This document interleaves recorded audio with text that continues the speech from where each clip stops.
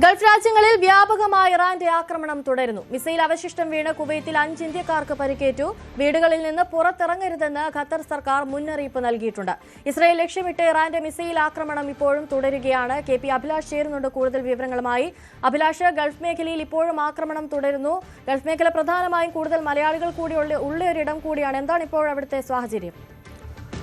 അനുശ്രീ, പശ്ചിമേഷ്യയിലെ സംഘർഷ സാധ്യത കൂടുതൽ രൂക്ഷമാകുന്നു എന്ന സൂചനയാണ് ഇപ്പോൾ പുറത്തുവരുന്നത്. പ്രത്യേകിച്ച് അമേരിക്കയുടെയും ഇസ്രായേലിന്റെയും ഇറാന്റെയും ഭാഗത്ത് നിന്ന് ഒരുപോലെ പ്രകോപനപരമായ നിലപാടുകൾ ആണ് ഇപ്പോൾ മുന്നോട്ട് വന്നിട്ടുള്ളത്. അതിൽ എടുത്തു പറയേണ്ടത് കഴിഞ്ഞ 5 ദിവസങ്ങളിൽ ഈ യുദ്ധത്തിന് ഇടവേളയുണ്ടാകും എന്ന് അമേരിക്കൻ പ്രസിഡന്റ് ഡൊണാൾഡ് ട്രംപ് വ്യക്തമാക്കിയിരുന്നുവെങ്കിൽ പോലും ഇറാനിലെ ആണവ നിലയങ്ങളെ അടക്കം ലക്ഷ്യം വെച്ചുകൊണ്ടുള്ള ആക്രമണം ആണ് ഇസ്രായേൽ നടത്തിയത്. പ്രത്യേകിച്ച് ഇറാനിലെ തന്നെ ഏറ്റവും പ്രധാനപ്പെട്ട യുറേനിയം സമ്പുഷ്ടീകരണ കേന്ദ്രം ആണ് കൊണ്ടാബ് എന്നത്. കൊണ്ടാബിനെ ലക്ഷ്യം വെച്ചുകൊണ്ടുള്ള ആക്രമണം ആയിരുന്നു ഇസ്രായേലിന്റെ ഭാഗത്തു നിന്നും ഉണ്ടായത്.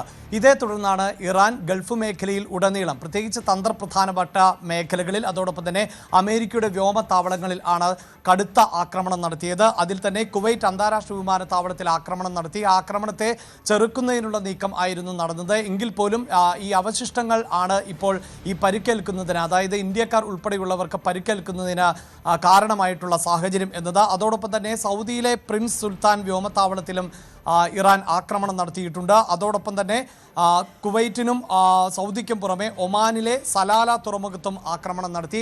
ഇതോടൊപ്പം ചേർത്ത് വെക്കേണ്ടത്, ഈ യുദ്ധം ആരംഭിച്ചതിന് ശേഷം ആദ്യമായി ഹൂതി വിമതർ കൂടി നേരിട്ട് യുദ്ധത്തിൽ പങ്കാളികളായി എന്നുള്ളതാണ്.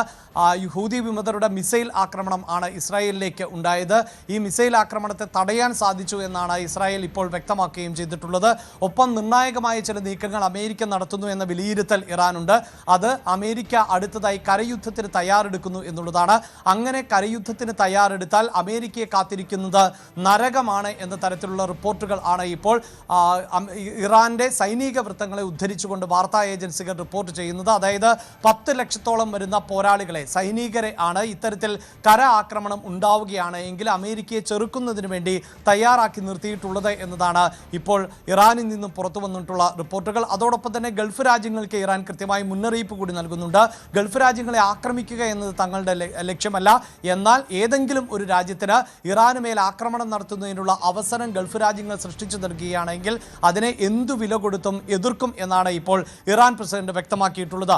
ഇതിനിടെ മറ്റൊരു ചർച്ച കൂടി പുരോഗമിച്ചുകൊണ്ടിരിക്കുന്നത്, നേരത്തെ അനുശ്രീ, ഇന്ത്യ തന്നെ സ്ഥിരീകരിച്ച ഒന്നുണ്ടായിരുന്നു. ഈ യുദ്ധത്തിന്റെ പശ്ചാത്തലത്തിൽ പ്രത്യേകിച്ച് ഹോർമൂസ് കടലിടുക്ക് തുറക്കുന്നതുമായി ബന്ധപ്പെട്ട് ഇന്ത്യൻ പ്രധാനമന്ത്രി നരേന്ദ്രമോദിയും അമേരിക്കൻ പ്രസിഡന്റ് ഡൊണാൾഡ് ട്രംപും തമ്മിൽ ടെലിഫോണിൽ സംസാരിച്ചിരുന്നു. ഇക്കാര്യം ഇന്ത്യൻ പ്രധാനമന്ത്രി തന്നെ അദ്ദേഹത്തിന്റെ സോഷ്യൽ മീഡിയ പ്ലാറ്റ്ഫോമിലൂടെ വ്യക്തമാക്കുകയും ചെയ്തതാണ്. ഈ ചർച്ചയിൽ ഇപ്പോൾ ശതകോടീശ്വരൻ കൂടിയായിട്ടുള്ള ഇലോൺ മസ്ക് പങ്കാളിയായി എന്ന തരത്തിലാണ് ന്യൂയോർക്ക് ടൈംസ് റിപ്പോർട്ട് ചെയ്യുന്നത്.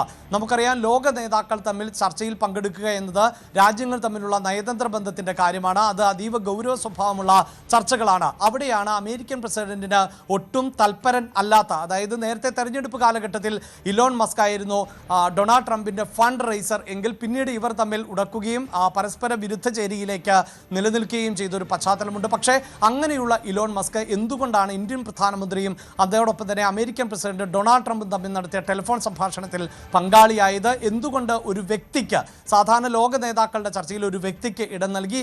എന്ത് തരത്തിലുള്ള റോൾ ആണ് ഇലോൺ മസ്ക് വഹിച്ചത് എന്ന ചോദ്യം അന്താരാഷ്ട്ര തലത്തിൽ നിന്ന് തന്നെ ഉയരുന്നുണ്ട്. എന്തായാലും ഊർജ്ജ നീക്കത്തിലും അതോടൊപ്പം തന്നെ സ്പേസ് ഉൾപ്പെടെയുള്ള ബിസിനസ് രംഗങ്ങളിലും ഇലോൺ മസ്കിനെ സംബന്ധിച്ചിടത്തോളം ഈ ഹോർമൂസ് കടലിടുക്ക് അടച്ചിടുന്നു എന്നത് വളരെ പ്രധാനപ്പെട്ടതാണ്. ഒപ്പം ഹൂതി വിമതർ കൂടി ഈ ആക്രമണത്തിന്റെ ഭാഗമാകുമ്പോൾ ചെങ്കടലിലും ആശങ്ക ഉണ്ടാകുന്ന പശ്ചാത്തലമുണ്ട്. അതിനിടയിൽ ആണ് ഇലോൺ മസ്കിന്റെ റോൾ ഉൾപ്പെടെ ഇപ്പോൾ അന്താരാഷ്ട്ര തലത്തിൽ വലിയ തോതിൽ ചർച്ചയാവുകയും ചോദ്യം ചെയ്യപ്പെടുകയും ചെയ്യുന്നത്. ഈ വിഷയത്തോട് വൈറ്റ് ഹൗസ് കൃത്യമായി പ്രതികരിച്ചിട്ടില്ല. ഒരുപക്ഷെ ഇനി വിദേശകാര്യ മന്ത്രാലയമോ ആഭ്യന്തര മന്ത്രാലയമോ ഒക്കെ ഈ വിഷയത്തിൽ ഇന്ത്യയുടെ ഭാഗത്ത് നിന്നും പ്രതികരിക്കും എന്ന് വേണം നമുക്ക് പ്രതീക്ഷിക്കാൻ. അനുശ്രീ, ശരി, KP അഭിലാഷാണ് കൂടുതൽ വിവരങ്ങൾ നൽകിയത്.